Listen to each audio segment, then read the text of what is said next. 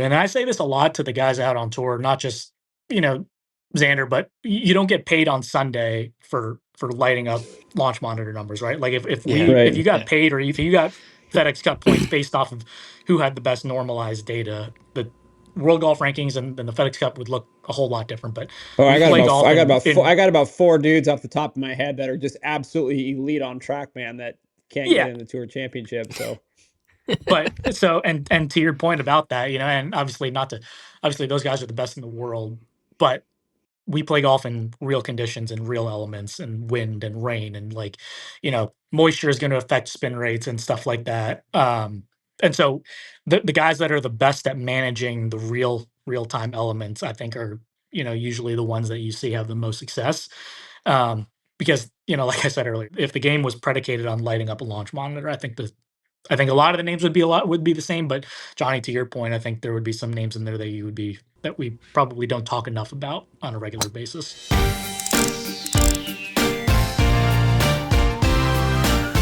all right, Fully Equipped, episode number 307. Big show coming off of the Xander Schauffele victory at the Bay Current event over in Japan. We have with us, of course, as always, Jake Morrow over there in the lab in Chicago.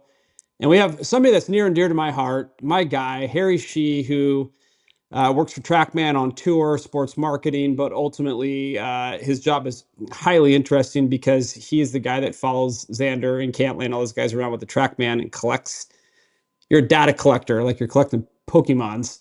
You're collecting data. Harry, welcome to Fully Equipped. Johnny, Jake, thanks for having me on. I'm been an avid listener of the pod for a while, and hey, yeah, happy to hop on this week. Well, we're going to start just because I think your job is, and you've made it your own, I got to say, because there's been Trackman reps out there for a long time, and I've seen a lot of them follow players, this and that. But since you've been out, I think this is what, your third full year out on tour? Fourth? Is it third or Yeah, fourth? third year out on tour. I started at Bay Out on Hill in tour. 2023.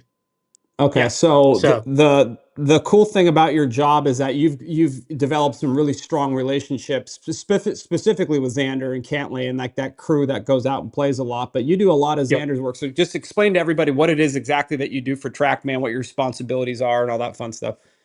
Yeah, so as you said, I started with Trackman almost 3 full years ago now as our PGA Tour rep, and you know, I've had a very fun 3 years in the job. I've been very lucky to do what I do, and like you said, you know, I'm our PGA Tour rep, so I am responsible for checking in with all of you know the guys out on tour that use Trackman on a regular basis, guys that might be in a competitor device, maybe looking to come over um, onto the Trackman side, and ultimately just supporting really just all things Trackman out on tour. And you know, to your point about Xander, I've been fortunate to develop a nice friendship with him here the last couple of years, with him and Kaiser.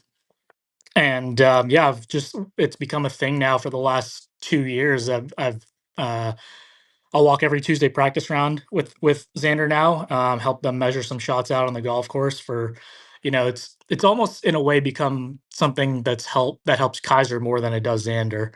You know, with TrackMan, we're able to measure both the normalized data, but also the actual data. So for Kaiser, he wants to be able to see, you know, he wants to be able to refine his judgment of wind, what he tells Xander in the practice round, hey, you know, I think it's a 180 ball. And if it actually goes 175, then he knows maybe if his 5 yard calculation was right. But then also just seeing just maybe some different things out on the golf course, spin rates, you know, how it's coming out of a first cut lie versus a fairway lie, ball speed differences, spin rate differences. And then I guess for the few times that, you know, Xander does tinker or test equipment, you know, we're out there to measure it out on the golf course, because as you guys know, you know, it's not always, you know, hey, let's hit it on the driving range, numbers are good, boom, it's in the bag. There's a process to it. Well, you just brought up, and Jake, I'm going to ask this because I want you. I know there's a question I want Jake to ask. I'm going to see if he'll ask it, but I'm pretty sure he will. As far as the numbers are concerned, so you know, obviously, you know, when they're warming up, they want to know where they are that day, right? Yep. So I've seen Xander 100 times, and all the Callaway staffers, they kind of use it for gapping and see how far, like just like you said. But when they're out on the golf course, and this is specifically non-club testing, just out there, what numbers specifically are they looking for? Is it carry distance? Is it ball speed? Like how does Austin decide what the actual number is? Because I've been out on course. Obviously, it's not an exact science, but like, sometimes some of these players will go just strictly by ball speed to find out the quality of the strike. And if the ball speed's in a good spot, then they know once they get out to the golf course, it'll sort itself out. Like, as Xander's concerned, like what metrics are they actually focused on? It's really carry and then spin rate are the Spin two rate. things, Okay. that we're looking at. If this, especially for a guy like Xander, who's, pretty low maintenance when it comes to change, right? Like, obviously, you spend a ton of time around him. Like, Kellen's gonna have done the work beforehand on the range to get the peak height and everything kind of in the right spot on the driving range. Because if it doesn't pass, like I said a minute ago, if it doesn't pass the driving range test, it's not going to pass the golf course test. And so, it's Kellen's job to first get it sorted out on the driving range and get in a good spot to where we can even bring it to the golf course. And then from there, hey, is it performing the same way on the golf course as it was on the range? Can we take a little bit off of it? Can we hit it a little bit higher? Um, Things like that. But it's really, hey, is spin rate and carry, where we need it for maybe that week. Sometimes it's a club specific week. And sometimes it's just, hey, if we're testing something new, we want to make sure that it is hitting our gaps on the golf course. You got something, Jake? Yeah, I mean, when it comes to on course testing, and like you guys said, it's not they're not looking for equipment variables out there. It's obviously they're playing variables, right? Yep. Wind, lie condition, weather, atmosphere, that kind of thing. Yep. Probably a lot of elevation play too when they go to different stops. Yeah. What are they looking for? Or I guess like what's the right way to ask this question? When you take it off the range and you go out onto course, PGA Tour players 75% of the time, let's say, and I think that's being generous, is not hitting a full shot, right? They're flighting it, they're working it, they're changing trajectory, they're changing distance. So how are they going from the range to the course with that mindset in play of like, okay, we warmed up, our 7-iron today is 184 yards, but how do they then take that and put a Trackman down in the fairway in the first cut in the rough and then hit that number with different flights? Like, what does that process for them look like? Yeah. So I think for those guys, it obviously has to pass, like you said, out on the range. And then once they get out to the golf course, it has to pass, a certain level of, I guess forgiveness would be the right word, right? It has to, if they mishit it just a little bit, it has to still maintain the spin, or have it, go down a little bit if they're trying to take something off of it. And it has to be, I guess, a level of acceptance that it has to pass. And it's not necessarily just, 9-hole test, if you will. Sometimes it takes 2 to 3 weeks of working it in the bag for it to see like, hey, it was pretty good on this Tuesday, wasn't very good, on Wednesday, don't have the confidence in it yet. And it's going to take a couple of weeks to maybe work in the bag.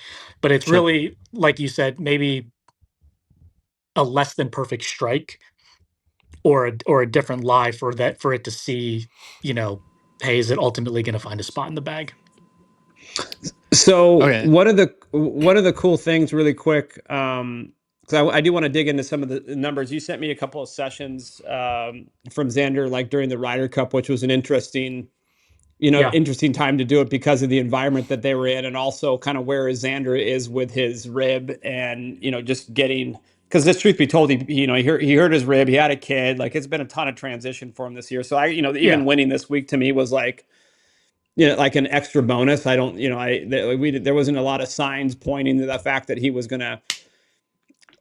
always going to play well, but whether he was capable of putting 4 rounds together, which I want you to speak to, because you said that there were some markers that you saw at the Ryder Cup that kind of suggested that. But like if you're going through his numbers, this is you talk about good ball strike, like amateur good ball strikers, and then you talk about decent ball strikers on tour, but then you start talking about the elite ball strikers, and where the numbers really show themselves is in the standard deviation between shots, Yeah. right? Like, Yep. that's where you want to know where Rahm separates himself and Scheffler and Fleetwood and Xander. It's the data is the data, but once you get into that standard deviation number from stat to stat is where it starts to get really scary. So, like, I'm looking at these numbers.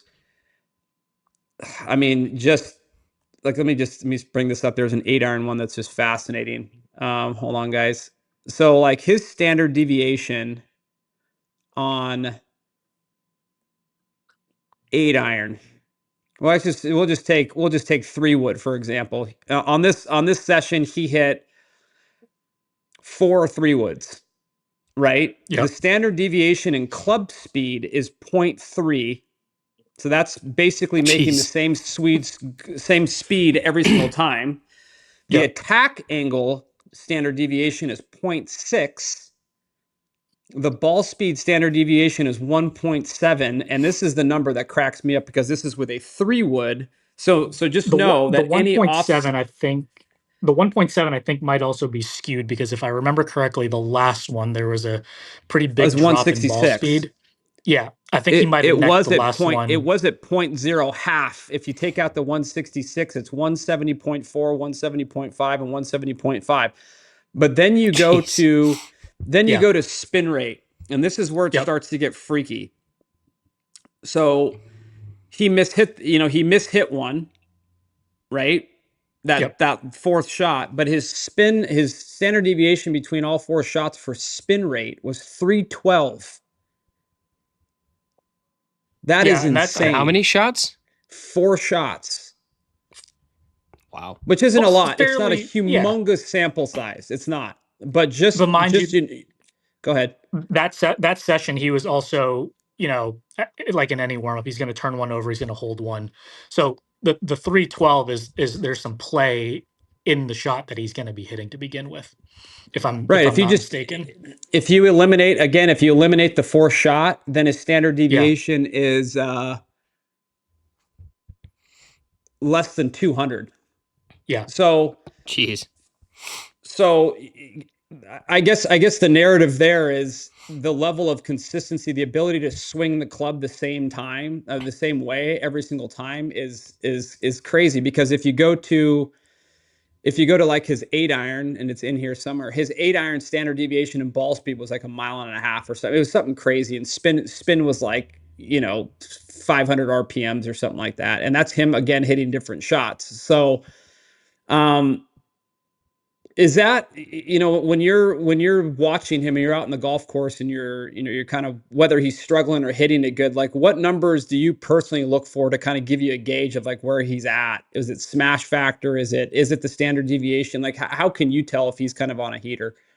It's usually for me, the spin rate number. I think when he's a little bit off, and Xander always plays with a little bit of a spin surplus, if you will. Like he's always, a little bit over the number, and obviously that helps him with stopping power, and especially as kind of works against each other. But he hits it high, but he also hits it pretty high with spin. But that is what makes him, a top 5 player in the world. He can pretty much attack any pin with any green firmness, right? So for him, if he's hitting it well, the spin is usually going to be 80, 200 for an 8-iron, let's say, for example, just a shade above the number. If we use the pretty standard baseline of number on the club times 1,000, it's usually going to be a couple hundred RPMs above that. But more so, I'm usually correlating it with his feedback. Like I'll ask him, hey, how was that strike? Or if I can obviously just hear it, if it didn't sound very solid, I'm going to expect the number to be a little bit off. But like I remember last year at the Open Championship, and really just in that summer stretch where he was playing really, really well. Like, Kaiser would give him a number in the practice round. He would say, hey, we're gonna hit this one, this far, and the numbers would just all light up exactly where you would expect them to be, basically. And it was just like, okay, yep, that's exactly what you would expect right there. Like, you take a little bit off of a 7-iron, okay, boom, spin rate's at 6,700. We want to throw one up in the air a little bit, with a little extra spin, all right, 7,400. Like, it was exactly where you needed it, or you wanted it to be. So for me, when I'm out there watching it, like, I'll always get his feedback on the strike, especially if the lie was a little bit funny. Um, and then I'll just go from there. If it's in the fairway, I'm going to expect pretty, what I would call, clean data across the board. Right. Ball speed right where it needs to be, spin rate right where it needs to be. But like this year at Memorial, we were walking a practice round, and I think it was 17, where the fairway kind of tightens up at about like the 300 mark, and um, I think fairway kind of pinched in a little bit, and Kaiser wanted to test to see what the spin rate was going to do out of the first cut. And so we hit one out of the fairway, exactly what it should have been. Put one we kind of gave it that perfect, like, half and half lie in the first cut to see what it would have been. And that's where, we saw a couple of them where the spin rate would plummet, and the ball speed would also kind of go down. And then we were trying to also figure out, like, which lie for them that they were going to read was going to be the flyer lie, and try to match the ball speed and spin rate. So, for them, the flyer lie wasn't necessarily. I want to make sure I say this correctly, and I'm trying to dig deep here a little bit. But this flyer lie was the one where the ball speed actually dropped by about 4 or 5 miles an hour in ball speed, and the spin rate then also was super, super low. But the ones where it kind of comes out, super spinny, and doesn't, when you're expecting the flyer, but it comes out spinny, that's the one where it actually, the ball speed will, um where the spin rate will be super high, excuse me, and the ball speed will be kind of pretty much there. So, um it's just stuff like that, that when he's playing well, um again, it's for Kaiser to know, like, hey, listen, this lie is going to come out hot. This one's going to come out slow. We should expect this one to be a little bit shorter. We should expect this one to be a little faster. Throughout this season, is there any what's the right way to ask this?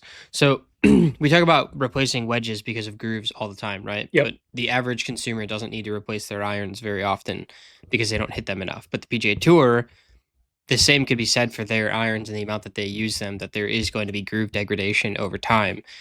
Are those within a season? Does that ever take effect into their numbers? I mean, obviously for a guy like that, it's going to be probably not a drastic change, but is there a point where, at the Masters, it's one number, but for the Tour Championship, it's a slightly different number, like a slightly different window that's acceptable by that point in the season? Or does it remain pretty consistent regardless of the degradation? No, I think, and Johnny, you can probably speak to this as well, but I mean, I think, guys on tour will probably put a new set in play at the start of the year, right? Especially if it's a new model, and then, they might switch halfway through the year. But I mean, it's not a ton. I will say, especially, it's funny you mentioned that, Jake. I do know that Stephen Fisk put a brand new set of his MP20s in play the week of Sanderson, and he's been in that MP20 blade for, I think, at least 5 years now, right, Johnny? It's something like that. It's Right. pretty old Yeah. Mizuno iron. But I know he was struggling with his spin rates there that week, and he was doing some ball testing with with the Titleist team. And I want to say it was Jim from Titleist's ball team, was looking at Steven's irons and he just made a comment about how, the grooves were getting a little low, and I think that's maybe where his spin deficiency was coming from. So he had Kyle on the Mizuno truck, build up a fresh set of his beloved MP20s that he has been playing for all these years, and 5 days later he's holding his first PGA Tour trophy. Yeah, I Wow, mean, that's awesome. Yeah. typically on tour, I mean, the way it works, I mean, wedges 52 and 56, they might swap those twice a year. Every 4 months they'll put those in because they don't want those to spin a ton. That's why they always complain when they have to put a new 52 or 56 in, because it's like hard to Right. gauge. There's like Right. a 2-week adjustment. So they take them. A lot of the guys will get them, wear them out at home, and then get them out on tour. So that by the time they make it out there, they're kind of already beaten up. But Yep. irons, I would say most PGA Tour players, besides like the randos that are like super emotionally attached to a set of irons, will switch. Every twice a year, once or twice a year, they'll swap irons in and out. Yeah. Harry, just to pivot really quick, one of the questions that we get a lot as it relates to launch monitors, the three most popular ones we'll call them out on tour would be Trackman, Quad, and Full Swing. You can make an argument Yep. for, right? Yep. Jake and I talk about this all the time. I mean, Trackman and Quad, for example, tell a completely different story. One's at impact and one gets the ball going down range. So, can you break down in your understanding? This isn't a marketing question. It's just, as a gearhead guy out on tour, the data sets, Trackman, what it gets, Doppler versus like a camera system. Like, what do you see the biggest differences are? Yeah, I mean, I would say, and again, as you mentioned, not to make this a marketing piece, but obviously, I believe in Trackman and when what we do, at our company, and I obviously fully believe that we're the best out there. But on the flip side to that, I would say that quad and quad and full swing, but more so quad, probably just because we see a few more of those out there. They're really good in spin rate. They are Mm-hmm. very tight to us. And just as I look at it, I mean, the spin rates are always usually very tight, usually within 100 RPMs of each other. It's a reliable device. Um, but especially as we're fitting and, you know, if you're when we're tracking a golf ball that's flying, I think any object that's gonna be flying, I'm gonna wanna use a radar, and I might lean on that, a few more times than not for peace of mind, if you will. But yeah, to your point, the TrackMan is a radar and camera-based system. Quad, to my knowledge, is just the 4 cameras, and that's why they sit face on. So we have the luxury, um, of being able to track the normalized data, which is just what the quad does, and the actual ball flight, which is why Xander and some of the other guys are bringing it out onto the golf course because they want to see what the actual golf ball is doing. And I say this a lot to the guys out on tour, not just you know Xander, but the golf you don't get paid on Sunday for lighting up, launch monitor numbers, right? Like Yeah. if you Right. got Yeah. paid or if you got FedEx Cup points based off of who had the best normalized data, I think the world golf rankings and the FedEx Cup would look a whole lot different. But Oh, we play golf I in got about 4 dudes off the top of my head that are just absolutely elite on Trackman that can't get yeah. in the Tour Championship. So But so and to your point about that, and obviously those guys are the best in the world, but we play golf in real conditions and real elements and wind and rain and moisture is going to affect spin rates and stuff like that. And so the guys that are the best at managing the real time elements, I think, are usually the ones that you see have the most success.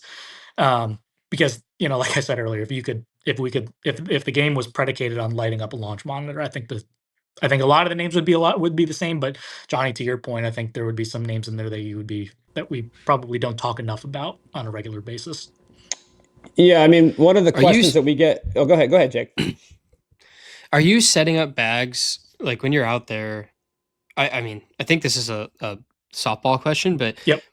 when you're setting up bags and you're getting windows, you're getting numbers, and you're looking at the data, I'm assuming you're always doing that normalized, or do some guys do it based on their home location of like actual data?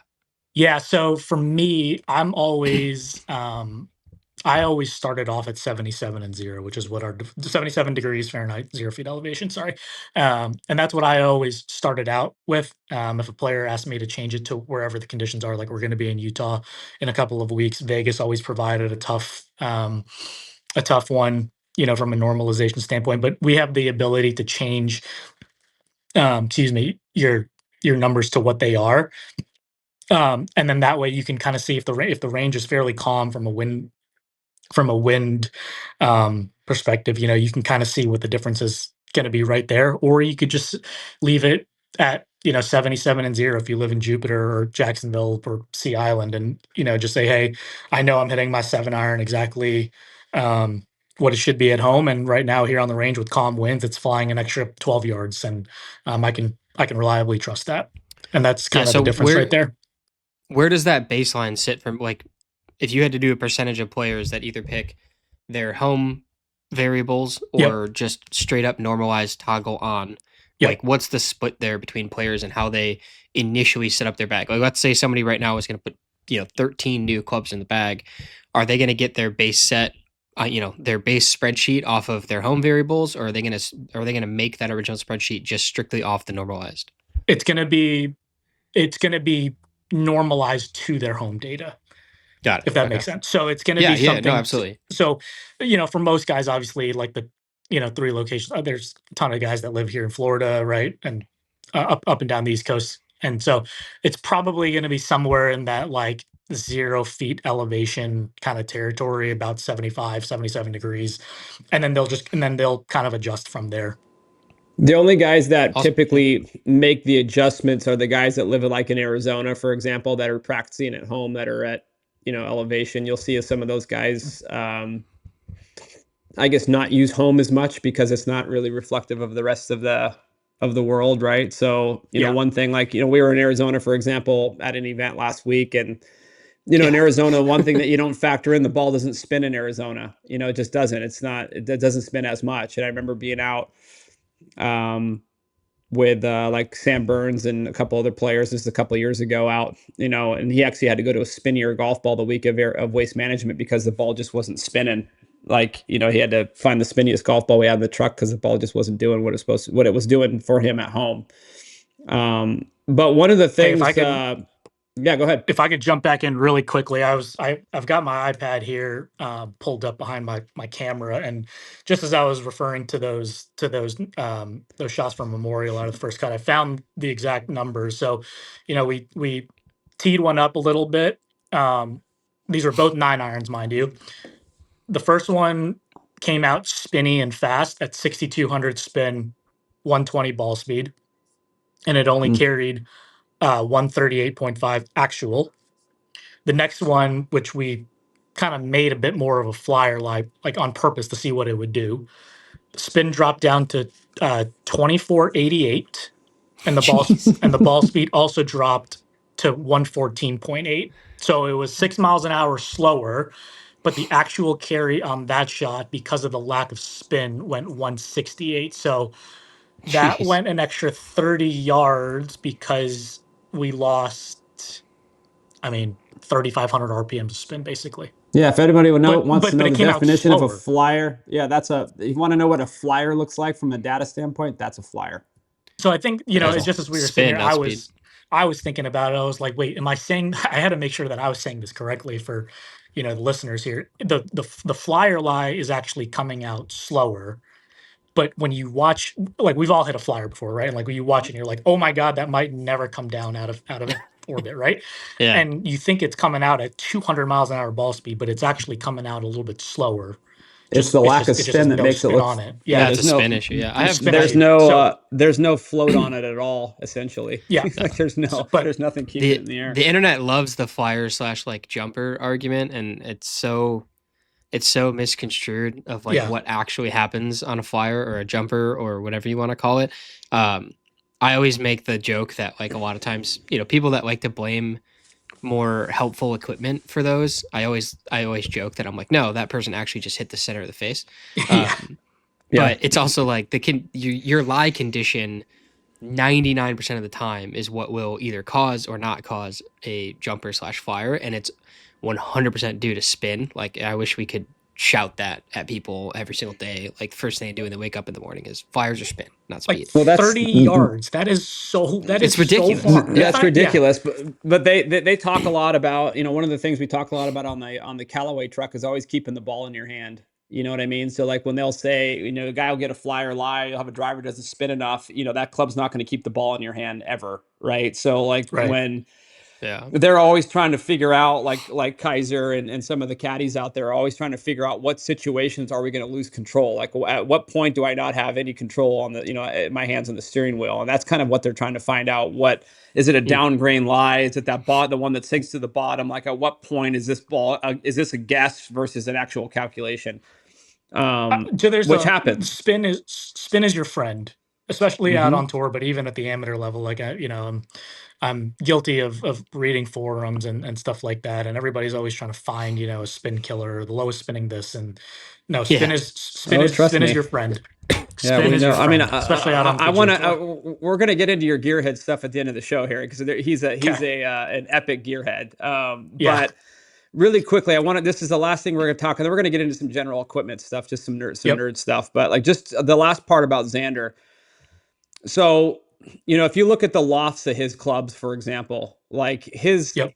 his 4-iron is, he goes 23, 27, 31 and a 6-iron, which is, 3 degrees weak from like a normal, maybe 2 degrees weak of a normal tour 6-iron, 35 and a 7-iron, almost 36. So all the way up to a 48-degree pitching wedge, like Yeah. 47.8 on a pitching wedge.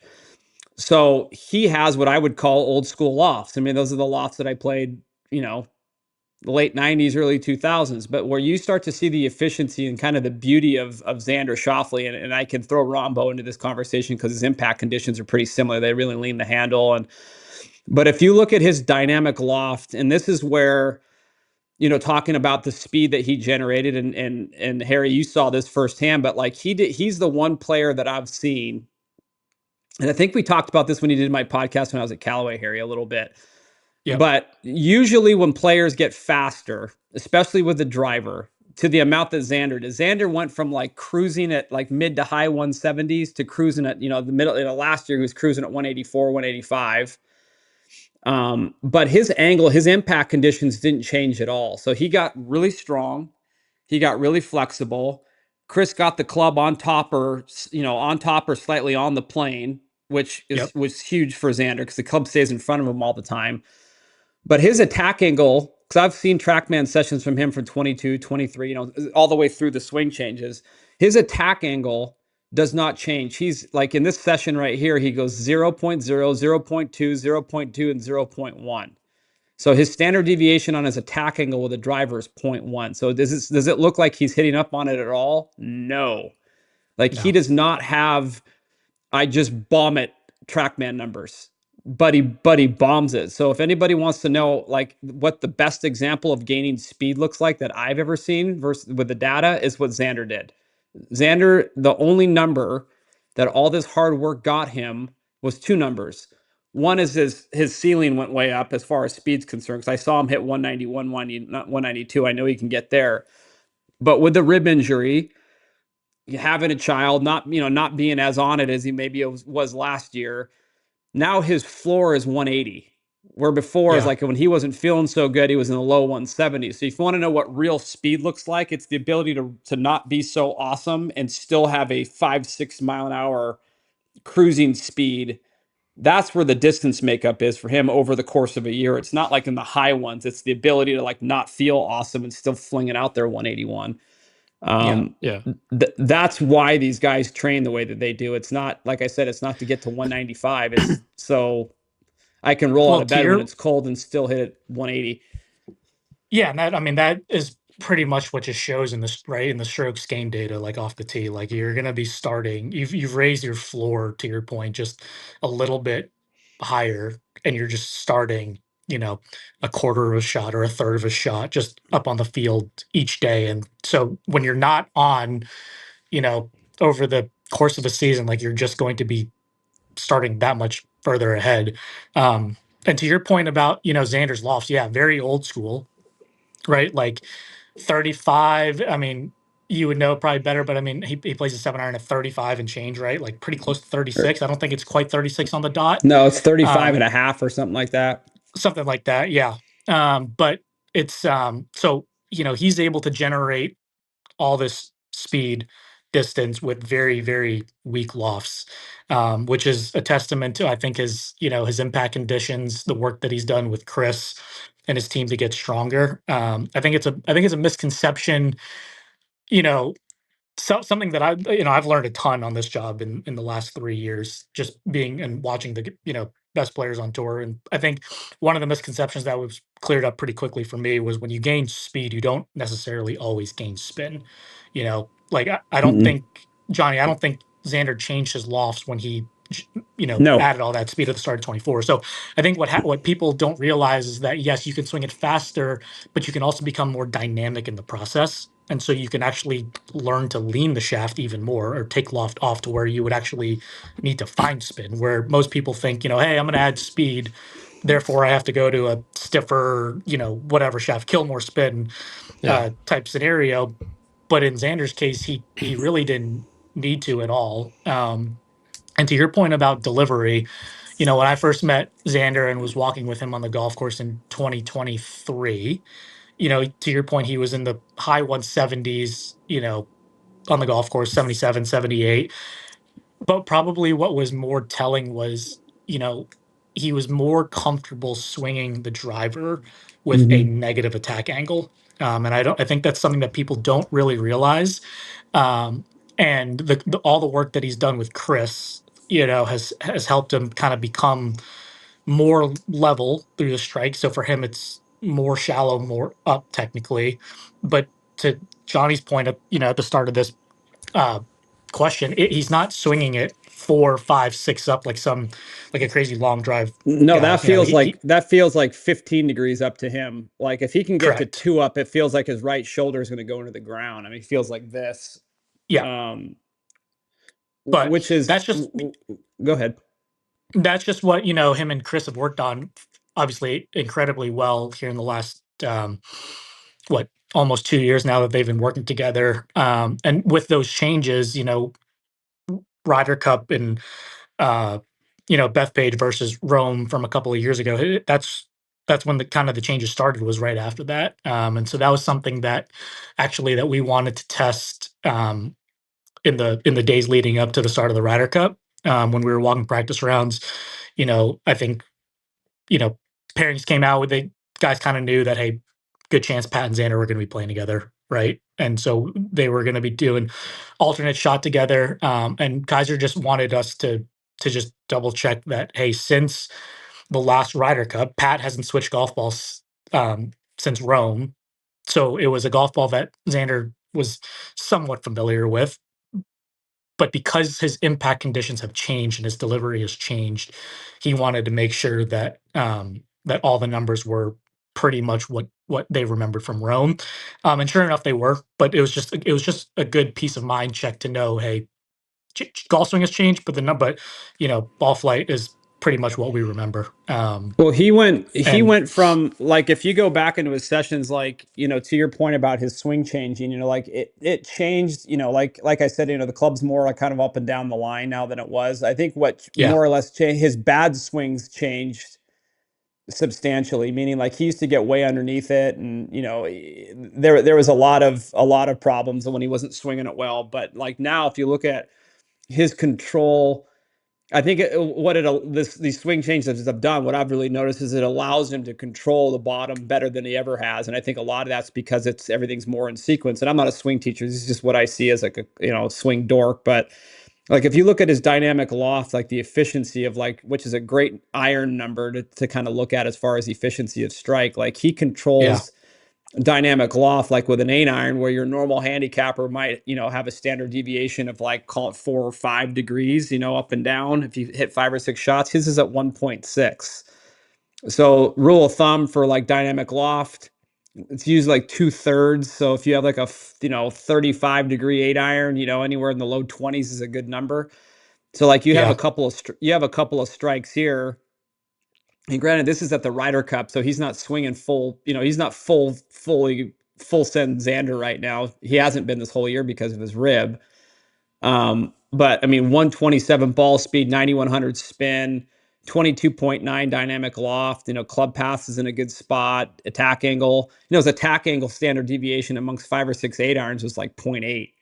I mean, this guy does whatever he wants to do with a golf ball. So if you ever want to look at from a data standpoint what like really elite ball striking looks like, I'll share these on Instagram so you guys can see them, but the numbers are insane. I mean, it's like, Kellen, Well, I think this- too, like, there's a really good story here, and this is something I talk to people about a lot because I think one of the benefits to high-end launch monitors, whether it's quad with stickers or with Trackman, is the dynamic numbers tell way more of a story than the static numbers do, right? Yeah. So, and it's also like this, like Xander is a really good example of why dynamic loft, static loft, and attack angle aren't necessarily a linear equation, right? There can be variances in that because of how guys like will lean the shaft a little bit more, but they keep the same attack angle, or how they'll change attack angle and they'll do similar things with their shaft lean. Like it's everybody thinks it's an ABC kind of equation, but there's so much that goes into it. And when you can see those dynamic numbers,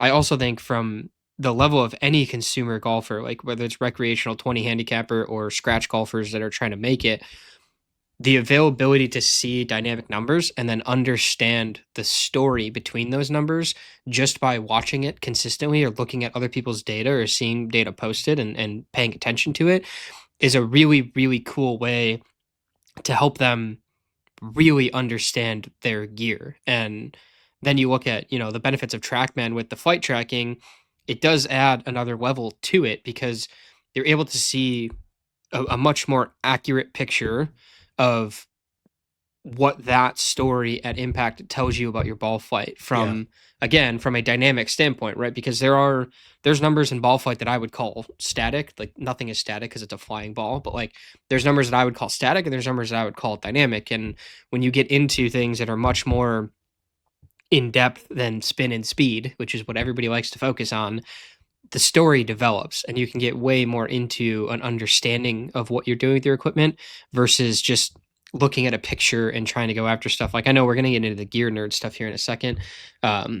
People chasing the wrong numbers or the wrong value of numbers. Yeah. But that dynamic stuff is huge. And then how you're saying, Xander went through swing changes and didn't have to change his lofts. Like to me right away, I'm thinking like, I would love to see the difference in attack angle, dynamic loft, and speed through impact with those two different swings, because I bet they're probably further apart than people think for ultimately what ends up being a pretty similar result. Other than well, I mean, like if I'm going back in time, and this is even before you, Harry, but like I've seen enough Trackman sessions from Xander, but like, and the nice thing about these reports is you can see like where he tried to hit a draw. I mean, you can tell like when the attack angle gets shallower, the club path typically kind of goes in from the ends, to end to out. You can see the spin rates drop because that's obviously where he's trying to hit draws. The carry number goes up, all that fun stuff. You can see where he's right on top of it trying to hit it straight, and you can see the ones where he's trying to swipe across it, and hit kind of a cutter. The spin goes up, the path goes left, the attack angle gets steeper.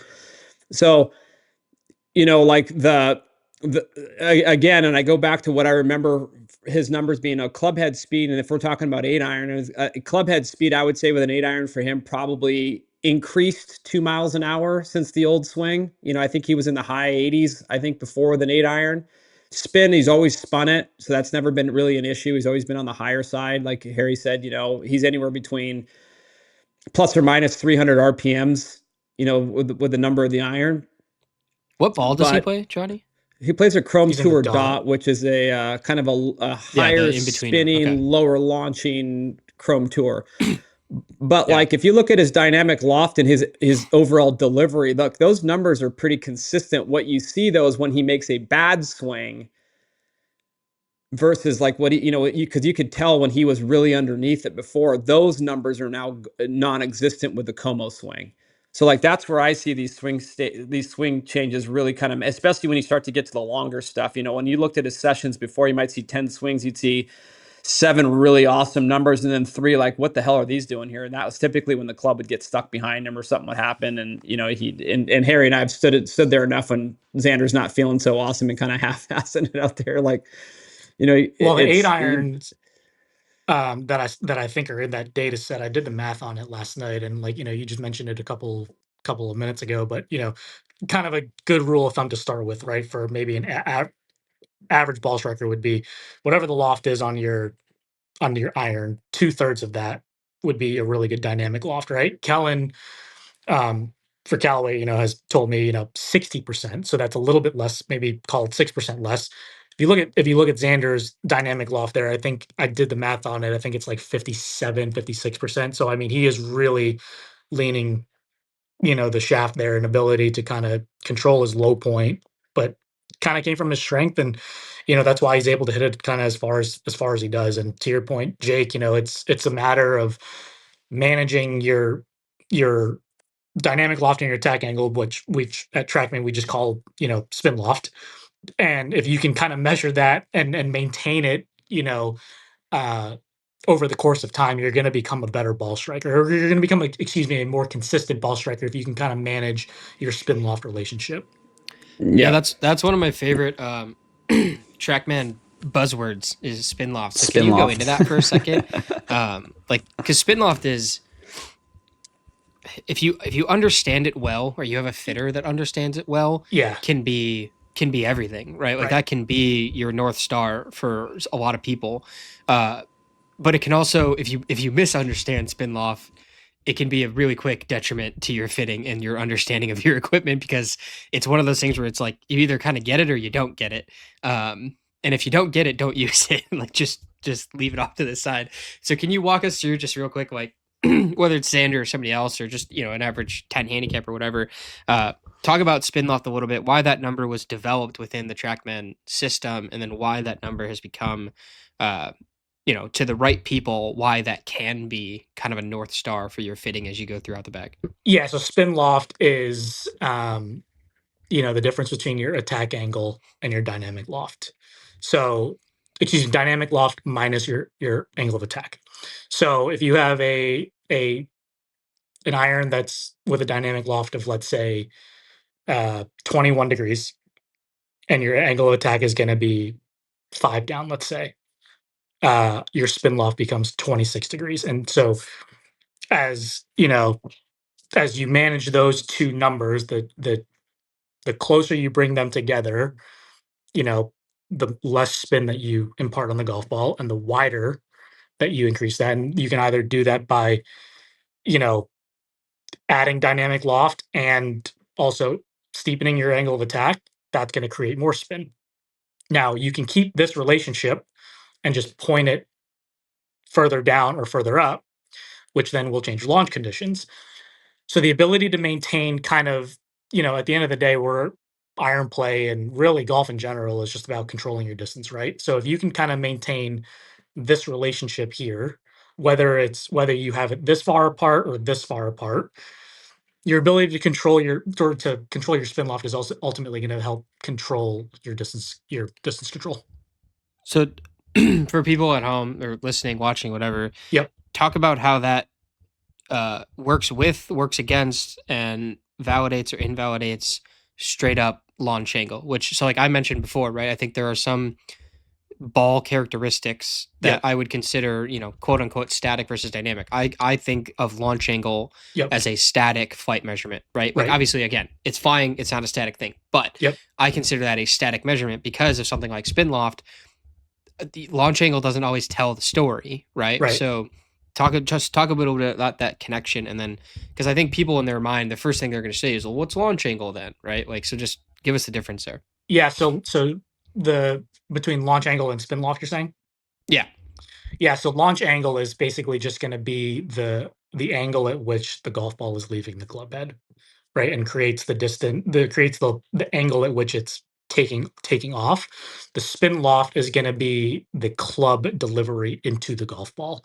So the angle of attack as it works either down into the golf ball on the arc or working back up, which is typically what you see, obviously, of the best drivers in the world, right? Long drivers are going to be hitting more up on the golf ball, and they're also probably going to be leaning the shaft a little bit. So that's why you see long drive guys play, I mean, 4-degree drivers, right? Is like a pretty common Yeah. loft, I would say, in the long drive 2.5, world, maybe yeah. 2.5, right? So if you minimize the spin loft ratio, right? You're sitting way up on it with no loft presented. If you can get that launch angle to point, if you can get the spin loft basically point up this way, the launch angle is going to go up. But because the spin loft relationship is so narrow, it's not going to have a ton of spin on it. And that's why you've got a ton of guys, like long drive guys, hitting it 6 miles in the air, right? You know, Yeah. 380 in the air with no spin. But obviously, you know, when you're playing on tour, you don't want to just max out those two parameters to hit it 380. You want to Yeah. be able to have that kind of that those numbers in a window that which you can control. And to my point earlier, spin is your friend, you know, Yes. and that's something that is going to help you find more fairways, make your distance control a little bit better. So if you can kind of control the delivery of the club into the golf ball, whether you're hitting 4 up on it or with driver, or you're hitting 2 down on it with driver, if you can, as long as you can kind of control that and the amount of loft that you present at impact, it's going to lead to just Yeah. more consistent distances, really. So I hope that answered the question for the Yeah. listeners at home. And being able to control your spin loft is ultimately going to be able to control your launch angle, if that makes sense. Yeah, that's like So that's why you saw a lot of the guys back in the day, especially in 2021 when before the PGA Tour put that rule on, or I guess it was the USGA, but the length of the driver. That's why you saw guys even go into 46, 47 inch, because it just, again, it's creating more of an angle, right? The longer the driver, the higher the ball wants to go. So I mean, I remember Phil had 46 3/4 inch driver at like 5.5 degrees of loft, and he's trying to hit up on it 6 or 7 to create that relationship that you're talking about, like the optimized relationship that you're talking about. that's what he won the PGA with a driver like that, right? Yes, he did. And it Yeah, was that thing was it was monster. an 8 degree, or was a 6 or 7 degree driver that was at -2. I mean, it Yeah. looked like you were going to hit it 100 It's yards crazy. to the left, but So- we don't want to keep this. Go ahead. No, I got one more thing, just like piggybacking onto what you just said so one thing I want to, hopefully I can get some honesty for this answer. Yeah. So there are famous and unfamous people, tech reviewers, equipment reviewers, whatever. There's a big buzzword called launch monitor bombs, right? So Okay. when we're talking about an indoor setting only, okay, Yep. so I'm hitting into a screen, all right? Yep. On either platform, whether it's quad, whether it's Trackman. Yep. We know when a number pops up and it says something that we can look at that data and go, yeah, but like in real life, that shot's useless, right? It went 330 indoors on a simulator because the flight's doing whatever, but Yep. we know that 1300 spin at 12 degrees of launch outside is absolutely useless. Yeah. So can you talk about that just from a dispelling point? I don't think it's going to do anything for us. I think we're all still going to have to battle this online, but like, just from a fitting and a usability standpoint, can you talk about why the technology can sometimes end up showing that, right? Because I don't think it's necessarily a downfall. Like it's a simulator thing, right? If you do that outside, it's not going to happen, right? You're going to see that ball flight outside, right? No, I would say, if you're on a reliable and reputable launch monitor like Trackman, like Quad, like the numbers that you get inside are going to be the same ones that you get outside, given the same delivery. Now, a lot of things can change, turf interaction, let's say for irons, or in this case, driver, how fast you swing it in two different environments is going to change. So from personal experience, I know that I can swing it a little bit faster outdoors than I can indoors, and that's simply because when I'm in a simulator with walls, I just feel a little bit, like, personally a little bit more claustrophobic, right? So, and then obviously if you're not in golf shoes or using the turf or the ground the same way, things are going to be a little bit different. But the numbers that you would get on a launch monitor indoors, given that it is a very reliable and accurate piece of technology, is usually going to be the same ones outdoors. But to your point, it's just not playable. Like a launch monitor bomb might be great if you're trying to win a long drive contest against your buddies, but it's just not going to be very usable. And I think that's where a lot of people kind of get confused. They try to max out numbers without understanding the ramifications of it. Yeah, like yesterday. Go ahead, Jake. I saw a story post from, I'll leave them out of it, but I saw a story post from a golf influencer yesterday that was so excited with how far they were hitting the ball, and it was like 15 launch, 1400 spin at like 150 something miles an hour, and I was like, you're not going to enjoy that on the golf course at all. Like, thank you for posting your new distance PR or whatever, but I was like, you're not going to play good golf with that. So have fun unless with that. you can But do it it's unless you can do interesting. it every time, unless you can repeat that. Like, you know, it's like we talk about Rory McIlroy a lot. Like, you know, his launch conditions are insane, right? I mean, he can launch it at 13 or 14 at 2,000 spin, and when he's cooking, he's the one human being that I know that can hit up on it that much. And Bryson would be the other one that when they're good, they can repeat it for like a month. And that's when you start to hear the legends of how good he drives the ball. But like, those are two, you know, Mount Rushmore players. I mean, it's a very, very hard thing to replicate over and over and over again. So go ahead, Harry, you're going to say something. No, I was just gonna say, you know, the flip side to that, and you've seen it a ton, is Sam Burns, right? Like, you know, when he is, you know, when he's optimized, he's very optimized in what, you know, you would consider a very traditional sense. But also when he's on the golf course, I've seen him hit a lot of drivers at like 27, 2,800, and for him, that's his control mechanism. It's his 2 yard fade that we love to watch, you know, out of Sam. So, uh, you know, to your point earlier about 15 launch and 1,600 spin, I mean, I would say no one really on tour plays Yeah. at those And It's points. fun on a launch monitor, but it's not playable. if you see a driver sub 2,000 on the tour, that it's either a mistake or that player's trying to do that. Like, you know, the cool, like, to your point with Sam, if you look at Sam's path once he gets in the golf course, his path, the moment he gets out, his swing path starts to get further left and further left, and I think it's a comfort thing. I think, you know, when he's on the 100%. driving range, if he's trying to hit it hard, you know, the path starts to neutralize itself. The club's coming in from slightly, because he's trying to gas it out there. Or you get him on the Yep. golf course and he's aiming at targets, the path starts to go a little bit more efficient. Okay, so Harry Shih, Jake, is a bona fide WRX, you know, World of Wonder, made for the range, Instagram club dork follower guy. Even before, you know, he got to Trackman, which is similar to us. Like, his trajectory into this business is literally started as being a gear dork. Yep. So Harry, explain to the people, because you're the only other person that I know that was like active in the forums, total gear degenerate. Like, I'd say, you know, especially as it worked to working out on tour on a consistent basis, you, me, and Shane Deal were the only three people that I know that like built careers off of being club idiots. So Yeah, very much so. Explain that part of it. Yeah, I mean, I am not afraid to admit it, a very much equipment junkie, equipment nerd. Both my brothers, we've always been since we kind of got into the game in middle school, and you know, GolfWorks has been a website that I still to this day frequent and have been doing so for whatever 10, 15 years now. God, it's crazy. It's scary to admit that. But anyways, I mean, there are some days where I'm standing on the range. I'll say this again very sheepishly.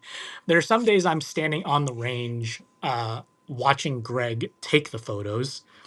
And then I get back to my hotel and just, I guess out of habit, really, I just get on GolfWorks and I'm like, why am I looking at this? I literally watched Greg take the picture. I was there. And I do the same thing. And I'm just like, what do you do? But I love, you know, golf equipment, and I think it's probably helped me in my role here at Trackman, is that it's you know, I love just understanding the relationship between why numbers change on a launch monitor and on the golf course when you change a certain variable with a golf club, right? It's like probably the only sport maybe where you could do that.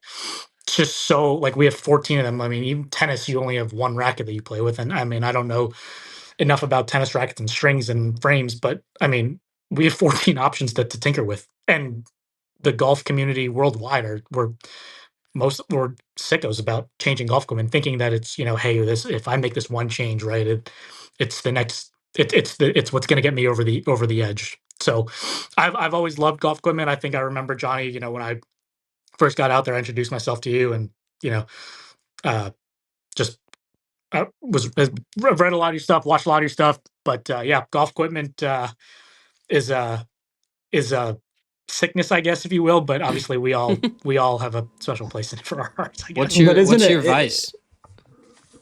Yeah, what is your vice? Shafts, putters, balls, wedges?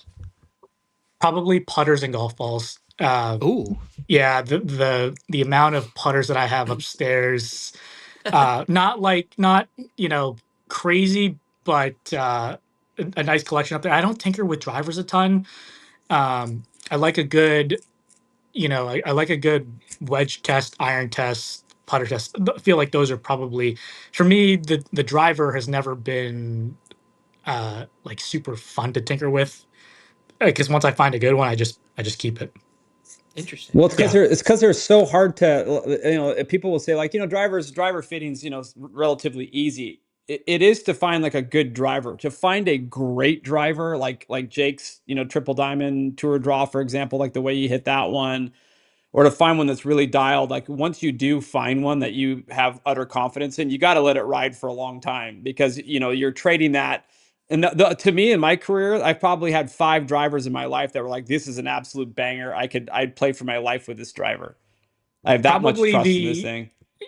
just in the last, let's say, 365 days, the driver is probably the only club that I have not like truly had, like Swapped I've had out. blinders on. Yeah, like I've changed a setting with it, but aside from that, it's just been, I know what I like, I guess, with the driver. No, it But a needs to be putter, See, I have said. I have a perfect driver, and I test something new every day. see, I'm that way with But putters it's though, but it's also your job though. Like for that's sure. part of Well, your but I'm saying part of like your I'm function. testing Yeah. stuff every day to try to beat that driver. Like, Oh, because well, that's you're like I'm sick. still Yeah, not that's a satisfied. sickness. Yeah, that's a Yeah. sickness. So like one of the things that you also have to know about Harry Shih is he's an absolute baller. I would say he's probably the best player rep out on tour. I can't think of Ooh. anybody I can't think of anybody else on tour that would beat you over 10 rounds that I can think of. And if you can think of one, let me know. But he's a serious golfer. So what is in the bag, Harry Shih? Give us the official what's in the bag. Yeah, thank you. It means a lot coming from you. I get to work alongside a lot of guys that had a PGA Tour card. Ron Whitaker from KBS comes to mind right away. And I played professionally for a number of years before I took the job with Trackman. Still love to compete a couple times a year. But yeah, no, that means a lot, especially for, I didn't necessarily quite achieve my goal of playing on the PGA Tour, but no, that means a lot considering there are guys that we get to work with regularly that had status out on tour. And but yeah, no, so what's in my bag? I currently have a Ping G430 LST driver, 9 degree in the small minus setting right now. Ventus OG Blue 6X. 3 wood. I've been on a 3 wood absolute tear here recently. It's been a bad one, but I've kind of came around to a 430 LST as well. And that's It's a also nice what is my piece. high. Yeah, it's a nice piece. I've never really messed around with shallower face 3 woods, if you will. And I was just looking at some of the, you know, what's in the bags here recently, and obviously in the roles that we have, we get to see what is played a lot by um, staffers and guys that don't have contracts, and you kind of start to figure out, you see trends out on tour, and for me, a shallow face 3 was just one that I never really gave much thought to, and here recently. So 430 LST 3 wood with a link proto shaft in it. Scooter Yeah. has they're doing some nice things over there at UST. Scooter's got obviously Ben Griffin swinging it nicely. Ricky, the list is going on. Yeah. Is growing. I Getting would getting say bigger for every Hell, week. getting Akshay, bigger Blades for Brown. There's a bunch of people that have that shaft in there. yep. Yeah. 430 LST or excuse me, just the 430 hybrid. I think it was the only one that came out, or the only model, but 430 hybrid, 19 degree graphite design, ADDI. So I try to, in the role that I'm in, I obviously have a nice relationship, I would say, with a lot of the equipment manufacturers. So I try to spread the love. I try to, you know, give everybody a little bit of not that my bag really is going to influence any Daryl survey accounts, but try to spread the love a little bit. It does matter though. Those guys take it like they I don't say they take it personally, but they care. Like if Yeah, they no, they yeah. want to feel like they Uh, care. so yeah, I try to spread the love a little bit there, as I have said 3 penguins in the bag. But anyways, onto irons. I played the Strixon ZXI 5 in my 4 and 5 iron, and then 7 from 6 through pitching wedge, all with Modus 120X shafts in them. Hell yeah. That was a Kellen Watson suggestion at the end of last year Tour Championship. I've always kind of been a 120 gram shaft guy. I played Project X60 for a long time, and just asked Kellen just randomly, one day what he thought was a really nice one, and I hadn't He tried loves Modus that yet. shaft. He loves that I had the shaft. exact same switch.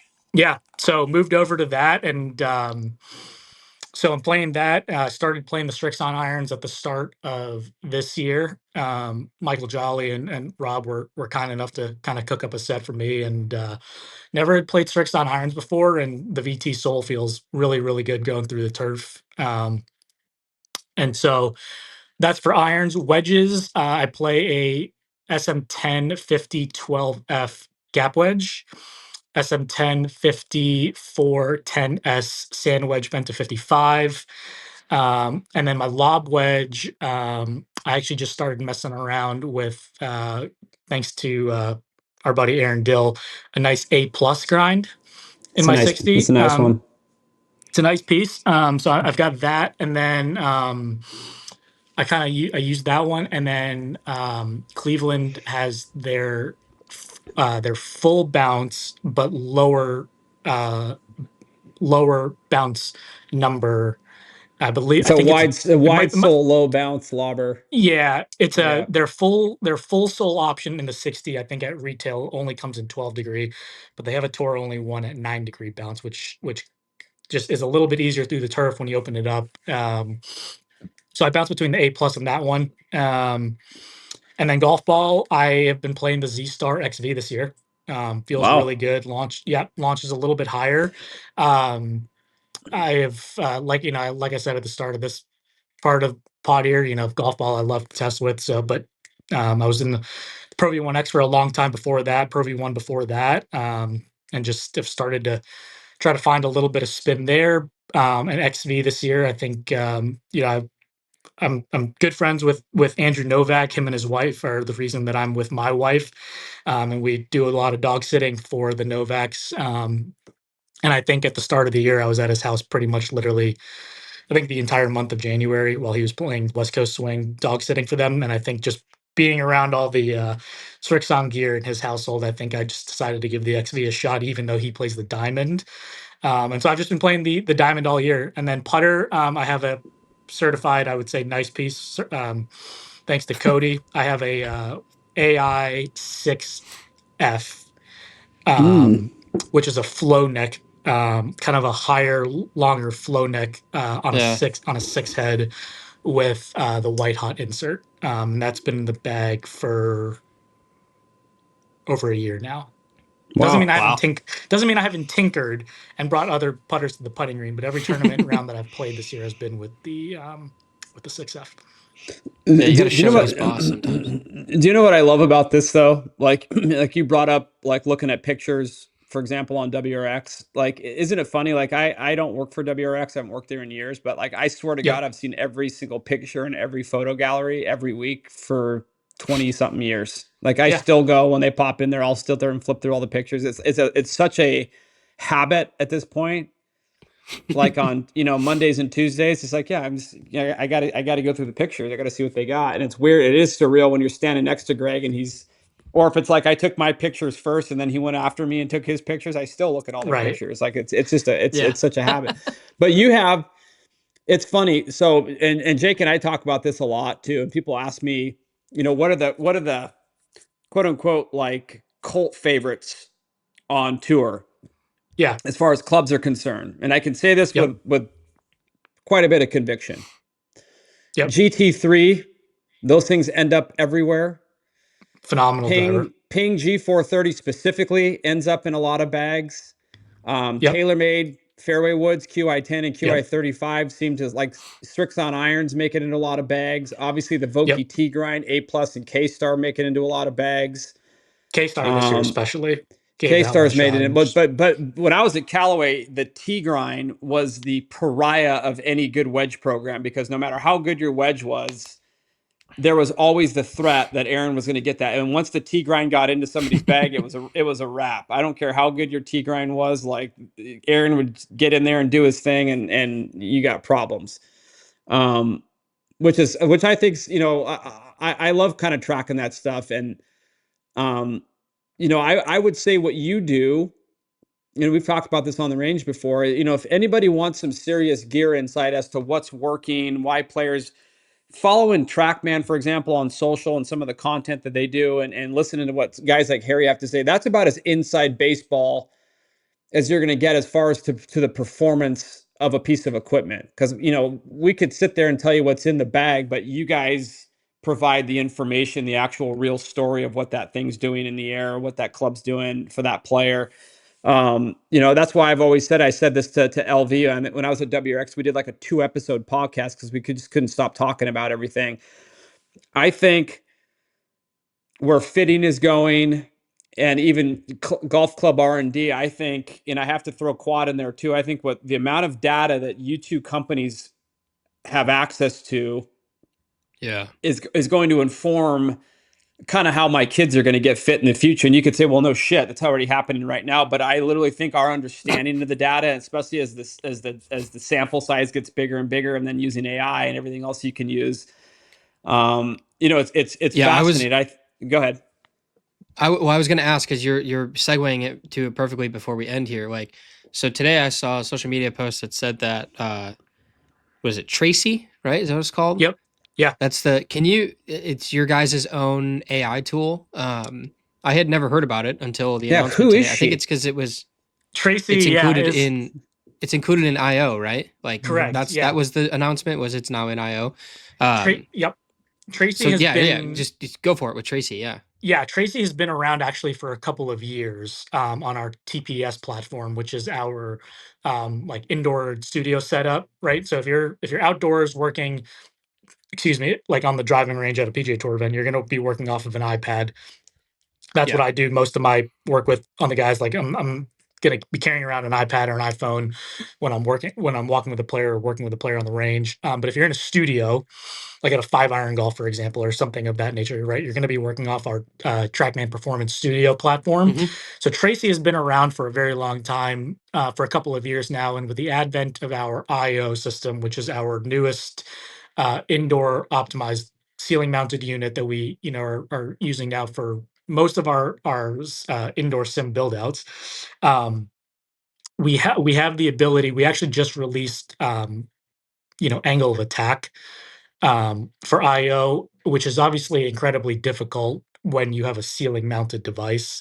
The angle from which it's being measured is incredibly difficult, which I think is why, maybe no other ceiling mounted device in the launch monitor space has been able to accurately accomplish it. And I guess, just the Trackman way is obviously we're not going to release a data point unless we are supremely confident it is correct. And that also unlocked the optimizer, right? Correct. Yeah. So without angle of attack, you can't get optimizer. So right now we have the angle of attack out just for what we would call larger club-headed clubs. So driver, fairway, woods, hybrids. We're working on it for irons. So with the release of the angle of attack, we were able to release optimizer, which means we were able to release Tracy into the IO system. And then we also have a new feature called Map My Bag, available on TPS platforms, which really gives you an AI kind of backed solution for figuring out exactly how far your golf clubs go, like all the way through the bag. And especially if you set up a profile, with Trackman. And I guess I would just say,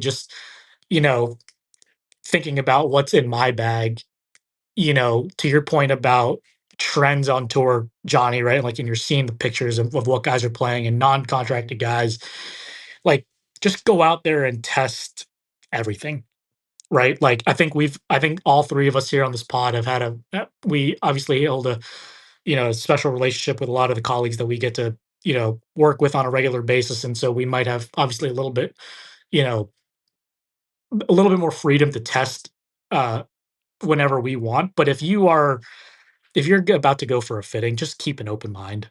And maybe I would say there's a couple of things in my bag this year that I don't think I probably would have played in the past, probably just because of trends or, hey, you're supposed to play this club in this part of the bag or this club in that part of the bag. So um, go get fit, go test everything, go measure everything on Trackman or a different device, and just see truly what gives you the best numbers. And if you have obviously the luxury, test it out in real world conditions, because that's ultimately where golf is played. Well, the thing to wrap this up, I mean, and this is where it gets cool, using the optimizer, for example, and Tracy and all the other stuff. Like what it does is it gives you, like, say for example, if you hit your driver 5-wood, 5-iron, 8-iron, whatever the clubs are, right? And it'll give you like an idea of those, if those clubs are optimized. But to my understanding of it, it'll also give you, based on those 5 clubs, the rest of them have to, it shows you where the numbers need to be to make the whole bag kind of fit. So it gives you a North Star number, top and bottom, meaning floor and ceiling, as to like, I need to live somewhere in here. So I need to find a golf club that gets me in here to make my bag sing, right? And that's where testing a bunch of things. And Jake says this a lot on his platform, like, it's 14 different slots. They don't all have to be the same company, same type club. I mean, it's just got to do the job, right? And it's got to fulfill. Build tools. Which again goes to why that data and why AI and why everything Trackman's doing, for example, and Quad, I can give them, I'm going to give them the same kudos. Where it's going to lead, I think fitting is going to get better because our understanding of what makes a good bag is going to evolve as we go. So For sure. but we didn't have. Go ahead. You get to see, you've seen this a ton when you were obviously at Callaway, is just because a club also is lighting up a launch monitor doesn't necessarily mean it's the best club for that spot in your bag. There's certainly a level of comfort. You could say, hey, 2400 might be the best spin rate out there, but if you're just more comfortable at 2800, are you technically optimized? No. But do you play better golf that way? If that's your case, if that's what you do best, then that's your optimal. Johnny and I were just talking about that because like we were looking at my launch monitor numbers at this PXG event last week. Yeah. And then we worked out like, what worked really good on the launch monitor at Scottsdale National at a higher elevation, and then what worked when we made some adjustments to get back to kind of like my standard, like my comfort zone of stuff. And it's a huge difference, right? And I think people like take that for granted a lot of times. Of there's two sides to it. One, they get out on course and it's not exactly what the launch monitor said, and even though they played really good golf, they get worried about it for some reason. Or B, what was on the launch monitor didn't work for them on the course, and then they feel like they got fit into something that wasn't worth their time to get fit into. And I'm like, no. Both of those things are okay, and both of those things are not okay. Like, if it didn't work on a course, there's probably small adjustments you can make with a setup that worked really good for you on a simulator or in bay that you can translate to the golf course, right? There's all these levers we can tweak now that can help you out with that. And that's the benefit of getting fit and getting something that's really good for you to hit, and then going out on course and continuing to use it, and then making those tiny little lever adjustments to make it work for what your needs are. So it's just funny how all this kind of like is very circle of life stuff, right? Like it's all much more apparent and usable than people think. Well, it's changing the word optimize. Optimize kind of mean two different things. There's optimize on the Trackman, and like the numbers are optimized, but like to your point, Jake, like the level of trust you might have, like that's optimized. Like if I have a driver, like Rocco's a perfect example. Like there are, and so is a couple other players I can think of.